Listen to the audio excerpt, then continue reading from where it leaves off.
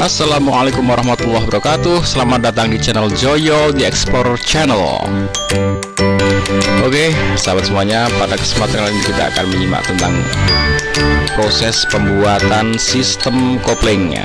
Nah, kopling seperti ini ya.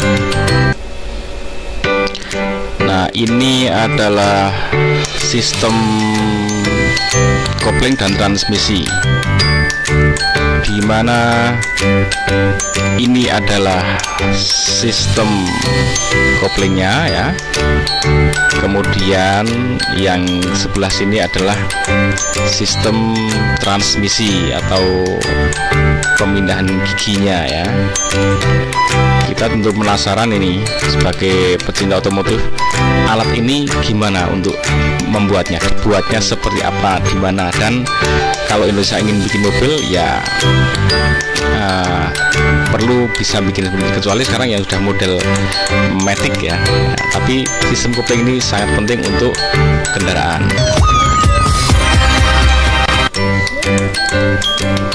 Nah, seperti inilah teman-teman sistem kopling ya. Pertama dimulai dari desain dulu ya tentunya. Wah, ini desainernya bule-bule semua ini. Sepertinya nggak ada yang wajah Indonesia ini ya.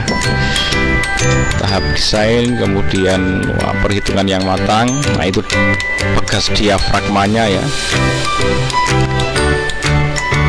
Oke, dan ini kampas koplingnya.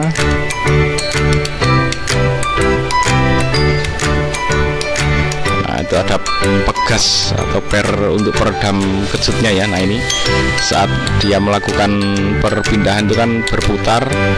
Nah, ini pegas diafragmanya. Agar berputarnya itu lembut, maka diberikan pegas tadi. Production. Nah, ini proses pembuatan pegas diafragma. Kemudian ini proses penempelan kampas koplingnya ya. Oh, ini bagian oke. Ya, ini proses secara singkat ya, tidak terlalu detail dalam proses pembuatannya, tapi lumayan lah, cukup untuk membuat wawasan kita bahwa itulah sistem kopling dan sistem pembuatannya seperti itu.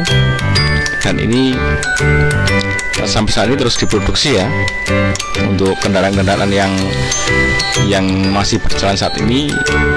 Selalu akan butuh perbaikan ya, perawatan.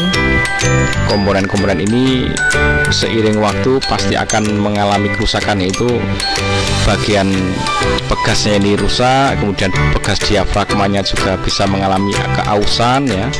Kemudian yang pasti itu bagian kampasnya itu menipis. Jadi ini adalah komponen yang habis pakai, komponen yang pasti diganti ya.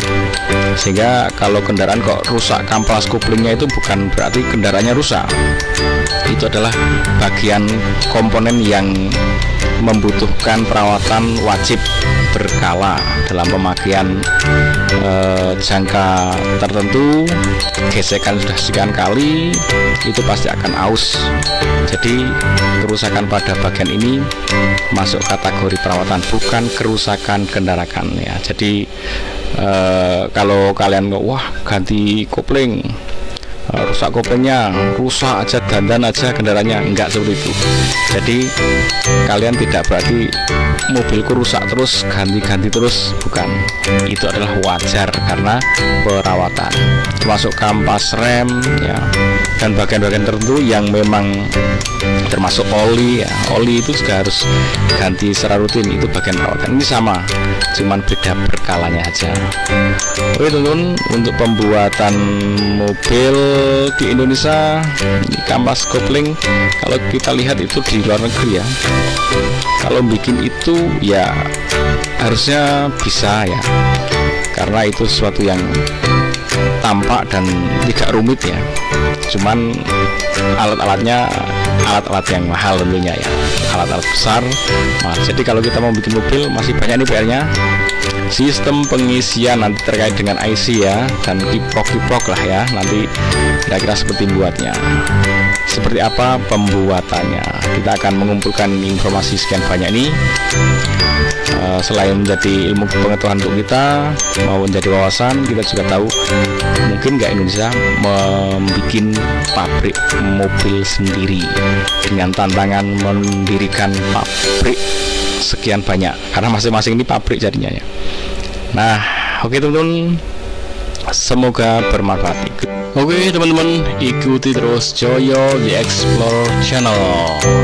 Jangan lupa bahagia. Assalamualaikum warahmatullahi wabarakatuh.